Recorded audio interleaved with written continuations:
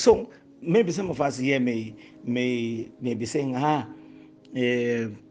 what is the best way I should do? Should I build a house?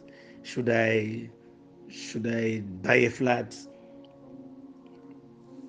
That answer is very difficult to to answer, because we are totally different in the countries we live, and totally different with the economic setting. So my next topic is, be prepared to pay the price. In Zimbabwe currently now, it's cheaper to build than to buy a house. Or you realize that is one of the properties that I built costed me about 50,000, I think. Yes, but to sell that property now, I will need 120. So if I'm selling it, I get 120. So you realize that people make more profit for you once they've built it. So if you have the patience to do the work, if you want to create something within yourself, build, then that will be fine. If you have got the time and if you are in the country. But to most of us, some of us are outside the country now, and they are looking at investing in property. Sometimes it's good just to buy flats. Sometimes the flats, they've got terms as well. Like in South Africa, you can get a long term, use your pay slip, get a long term. I didn't know. One of my friends, until one of my friends who is in South Africa started telling me that, oh no, even if you're a foreigner, you can get a loan. If you have a good job, you can get a loan to buy a property there.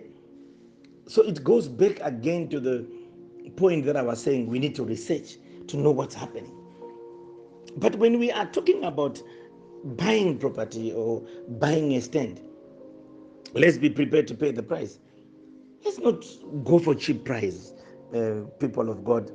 Sometimes you go to a stand that is said, it's half the price, and you go there, it's not serviced. You go there, the roads are poor, there are no sewage and everything. There is what I call the Gucci slogan that says that the quality is remembered long after the price is forgotten. Buy a nice stand in a beautiful area.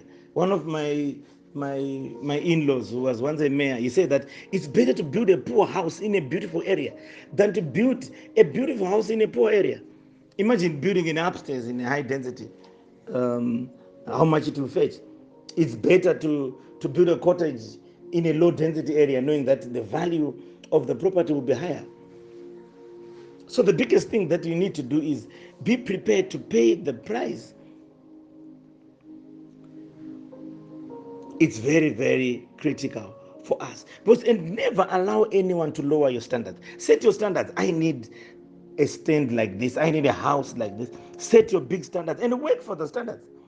Most of the biggest problem, we end up allowing that this level is for this one and this one. I can't achieve it. I can't. This is what has caused Christians to remain very poor and mediocre, because we have allocated other people richness ahead of ourselves. I don't even tell myself that if I want a bigger house, I tell myself one day I will have a bigger house, and I work towards having a bigger house. But the biggest problem that we have is we lower our standards. We tell ourselves, I am a high density person, I am not going to move here. We are used to our sewages, we are used to our lack of water, we are used. No. Set your standards on a high level. Then that's what will make you go higher. If you decide to build a house I remember one of the houses that I built, it had many toilets, and the architect came to me and said that, are you addicted to toilets? Yeah. But today, I use that place as a B&B, where people come in and they use in suit, and people want have a vision, have a vision. Don't just, when you're building houses, don't just think within your head that, I think this is this. I've seen some people, even my next door where I stay, they built a very poor house with one or two toilets. And now they are seeing that with the world that we are living, everybody wants an in suit, everybody wants, but it's done. So we need to set our standards high. So whatever choice you decide to do in buying or building, have your cards right, do your choices right, and we will achieve good things.